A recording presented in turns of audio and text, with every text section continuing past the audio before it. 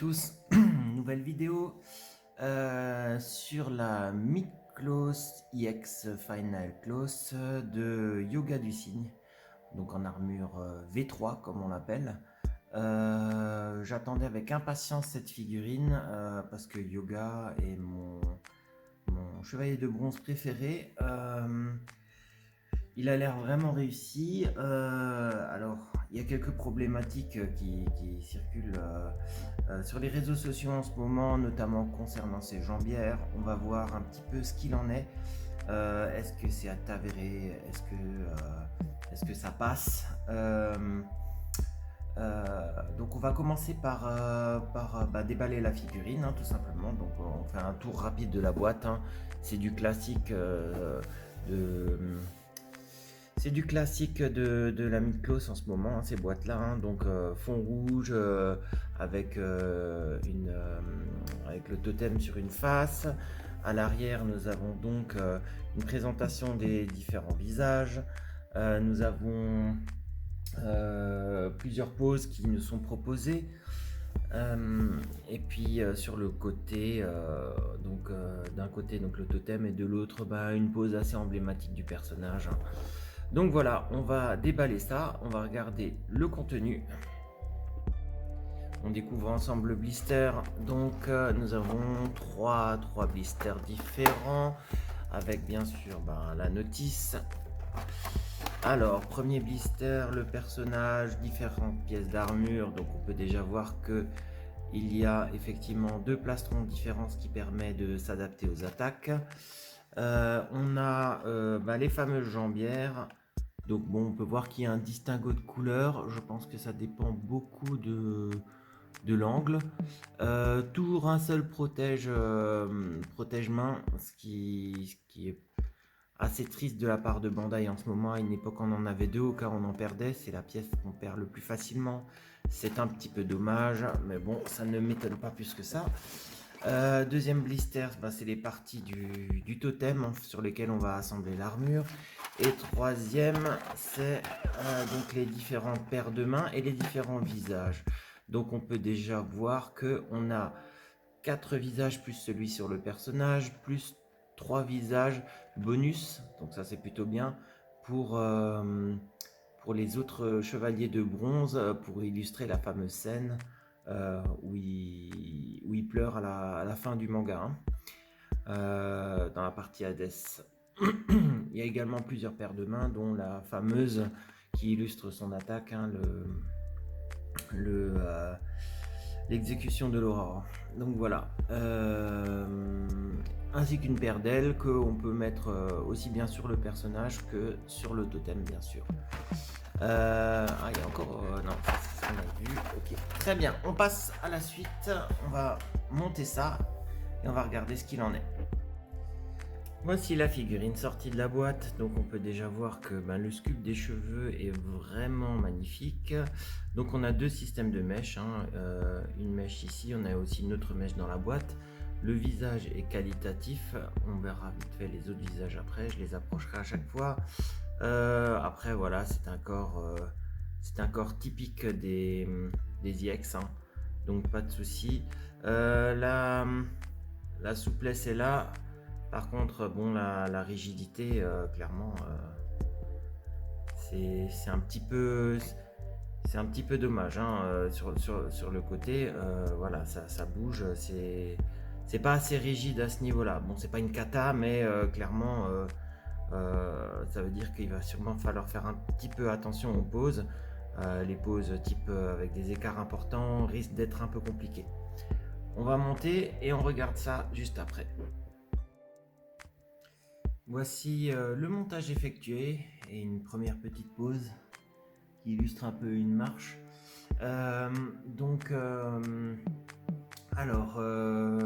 Qu'est-ce qu'on peut remarquer? Déjà, on peut remarquer que l'armure a quand même un effet bleuté bien plus prononcé que sur la toute première version. Miklos classique, hein, la Miklos classique d'ailleurs, qui était ma toute première Miklos, hein, vu que j'étais fan de yoga. J'ai pu l'acheter dans un magasin physique à l'époque. Je l'avais vu, j'avais craqué dessus et je m'étais dit que je prendrais que celle-là, et puis la suite vous la connaissez, je pense qu'elle correspond à beaucoup de collectionneurs. Derrière, on s'est dit, bon allez hop, on fait au moins les 5 bronzes, et puis après c'est parti en sucette. Bref. Donc oui, elle est plus bleutée. Alors effectivement, ben, les jambières, ben, ça se voit hein, quand même. Hein, il y a quand même une différence de coloris, ce qui va s'exprimer plus selon divers éclairages. Hein, donc en éclairage naturel, ça se voit un petit peu plus forcément. Hein, dès qu'il y a un peu de lumière, ça se voit. Quand on est un peu plus dans de l'obscurité, ben, ça se fond plus.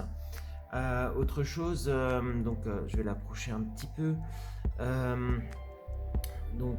Il y a un autre petit souci de rendu, c'est la collerette ici. Donc c'est pareil, je ne sais pas si vous le voyez bien. Je vais enlever la tête juste pour montrer ce que je veux dire. Vous voyez ici, on voit qu'il y a un petit distinguo aussi. Alors vous le voyez peut-être moins parce que c'est filmé, mais je peux vous assurer que dans la réalité, on note cette différence. Bah, d'ailleurs, ça s'est déclipsé. En petit souci de montage, d'ailleurs, ça aussi, c'est pas ultra impec comme vous voyez. Hein, en fait, c'est bien positionné, hein, mais c'est juste que ça clipse pas.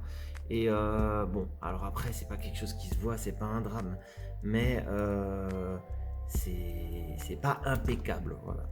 Qu'est-ce que j'ai perdu? Ah, bah, ça tombe bien, je vais pouvoir parler de ça aussi.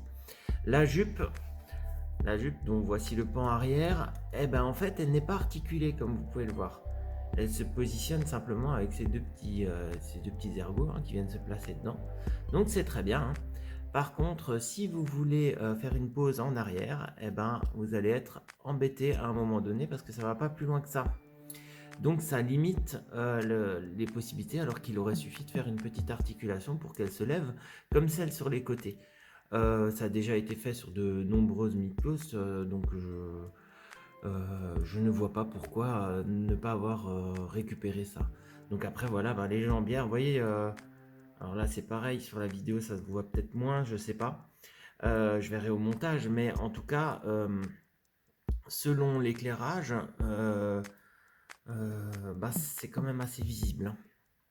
Hein. Que dire d'autre? Les épaulettes s'attachent au niveau du petit trou qu'il y a sur l'épaule, donc ça, on est sur une bonne mobilité, ça, il n'y a pas de souci.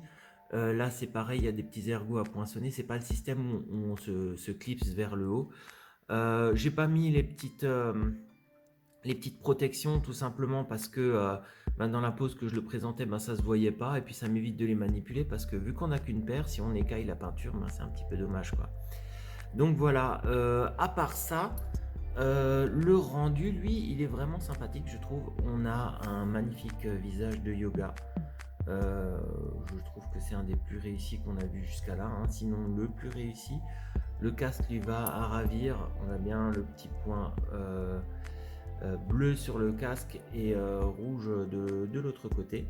C'est des petits détails qui font plaisir parce qu'ils ont été respectés. Donc voilà, il est très beau. On va essayer de faire 2-3 pauses pour illustrer un petit peu ses capacités, les différentes pièces qu'on a à notre disposition. Et puis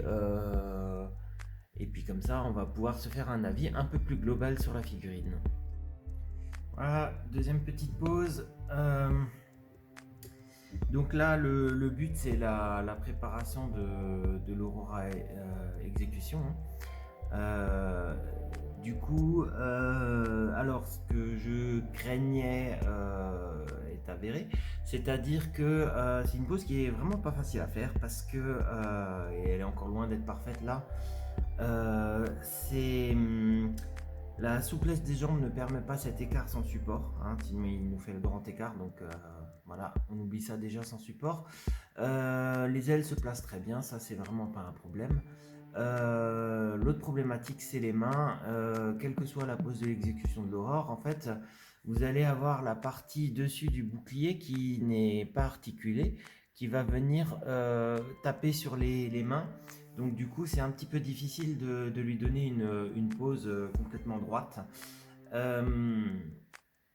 En plus les mains ont tendance à beaucoup se déclipser de leur emplacement. Donc plus que d'habitude. bon, ça tombe pas non plus, mais disons que voilà, vu que c'est une articulation qui est soumise à pas mal de choses lors des manipulations, eh ben, ça va régulièrement tendance à avoir à clipser. Et dans cette pose-là, ben, forcément, il faut que les deux mains soient reliées ensemble, ce qui est pas si simple à faire pour la figurine, hein, parce que la souplesse des bras qui se relient, qui ensuite les ergots qui doivent monter pile poil dans les trous, ben, c'est compliqué. Sinon, ben, à part ça, elle est très bien. J'ai essayé de J'ai ajouté les ailes pour donner un côté emblématique, vu que c'est la dernière armure. On peut dire que son attaque, maintenant qu'il a hérité de Camus, ben, il la maîtrise. Donc ça donne un petit côté solennel en plus. Donc voilà, ben, j'ai pris mon fameux Standac, hein, pour le faire. Donc les ailes se clipsent tout simplement à l'arrière. Euh, donc voilà, on va faire un petit zoom sur ce visage là parce que c'est un nouveau visage. Donc c'est le visage, hein, simplement yeux fermés, hein, qui va très bien dans cette pose emblématique. Voilà, on passe à la suite. Voilà, pose suivante, hein, c'est la deuxième partie de l'attaque tout simplement, hein. Donc pour ça j'ai mis le petit plastron qui permet de ramener les mains vers l'avant. Donc ça c'est un bel ajout de Bandai, hein. Bon, c'est des choses qu'ils ont déjà fait sur les précédents yoga. Donc ça aurait été clairement presque scandaleux de ne pas l'avoir. Donc ça permet de faire cette pose. J'ai un petit peu bougé légèrement les ailes. On voit quand même particulièrement, par exemple sur la différence de couleur, hein, soit au niveau de la collerette et aussi au niveau des, jambières, hein. Bon, c'est un peu dommage. Après, sincèrement, quelqu'un qui n'est pas un énorme féru de Saint Seiya qui voit yoga, il y verra avec du feu, hein, clairement. Mais c'est vrai que quand on connaît la problématique, et ben après on ne voit que ça. Donc voilà, je vais l'approcher un petit peu. Hop, donc j'ai mis le visage hurlant pour illustrer cette attaque. Voilà, il a un très beau rendu, hein, rien à dire. Ah, petite précision, pendant que je manipulais le casque, parce que bien sûr il faut faut mettre le casque sur la mèche, et après on peut enlever mèche et casque en même temps. Et ben le petit signe qui est au-dessus, en fait c'est détaché. Donc il y a une petite fixation, hein, donc il n'est absolument pas cassé, il s'est juste déclipsé. Mais comme quoi, si vous manipulez le casque, faites attention parce que en fait, je m'en suis même pas rendu compte tout de suite. Je l'ai trouvé par terre, quoi. Donc, méfiez-vous, cette petite pièce-là. Donc, ici, là, hop, elle peut facilement sauter. Voilà, faites attention. On va essayer de faire quelque chose d'autre. Et voilà, petite pause finale. Euh, c'est euh, c'est le Diamond Dust, hein, donc la poussière de diamant que j'ai essayé de styliser un petit peu plus. Je m'amuse assez avec les ailes, hein. On voit très peu avec les ailes finalement, hein, seulement quand ils rentrent sur Elysion. Mais voilà, vu que c'est la troisième armure, donc la plus aboutie avant l'armure divine, euh, eh ben moi ça me fait plaisir de changer un petit peu et de mettre ces ailes qui lui donnent du style, hein, clairement. Donc voilà, c'est on va dire un Diamond Dust un petit peu plus. Donc encore une fois, encore une fois, la pose elle est pas si simple à faire, hein. Donc tout simplement parce que l'écart des jambes supporte mal sans support à l'arrière de tenir cette position longtemps. Donc dans une vitrine, ça va être compliqué. Je vais voir si je la mets comme ça parce qu'elle me plaît bien. Ça change des yogas ordinaires que j'ai, hein. Donc voilà, c'est un petit peu aussi le moment de la review, de la fin de la review. Alors je vais quand même vous montrer juste le visage qui est très qualitatif aussi. Donc celui-là, c'est le visage plus énervé, si tu veux bien faire la mise au point. Voilà, on arrive enfin à voir le visage à peu près. Je ne sais pas pourquoi il a un petit peu de mal aujourd'hui. Donc c'est le visage simplement agacé et ça convenait bien à cette pose. Donc voilà, l'occasion de faire un petit peu le point sur la figurine. Alors, qu'est-ce qui est bien, qu'est-ce qui est pas bien? Donc, ce qui est bien, c'est encore une fois le rendu, hein. Toutes les dernières figurines qui sortent sont clairement qualitatives. Yoga n'y fait pas exception, il est magnifique. C'est sans doute le plus beau visage que j'ai vu de lui. Les cheveux sont magnifiques, le casque lui-ci à merveille. L'armure est belle. Le fait qu'elle soit un peu plus bleutée, moi ça me dérange pas. Ça va faire un peu contraste avec l'autre qui est en socle en fait dans ma collection. Donc c'est très bien, hein. Ensuite, les possibilités de pose sont quand même pas mal. Pas absolues non plus, hein, parce que comme vous avez vu, il a une tendance à faire un peu le grand écart si on écarte trop les jambes, donc sans socle c'est un peu compliqué. Mais il y a de quoi faire. Après voilà, la tête va aussi être parfois un peu compliquée par rapport au mouvement. Les mèches vont avoir tendance à repousser la tête vers l'arrière, donc quand on veut faire un visage qui descend, il faut un petit peu jouer avec, quoi. Les ailes sont chouettes, elles permettent également de faire de nouvelles choses. Après, dans le moins bien, on a ces problèmes de coloris, hein, donc là où ça se voit le plus, c'est aux jambières, hein, parce que c'est celles qui ressortent le plus, hein, forcément, c'est une grande surface. Il y a aussi un petit peu cette fameuse collerette qui est problématique aussi, bien qu'elle choque moins dans le sens où elle est quand même cachée en partie par le visage et le plastron. Les points, c'est un peu compliqué des fois de les clipser dû à la nature du bouclier, et je pense qu'il y a... je ne sais pas si je suis le seul à avoir cette petite problématique là, mais ça clipse moins bien que d'habitude tout simplement, donc je sais pas pourquoi, peut-être un quart de millimètre de l'ergot qui est trop court, trop long ou je ne sais quoi d'autre, mais voilà, c'est un tout petit peu plus difficile. Mais voilà, donc je crois qu'on a fait le tour.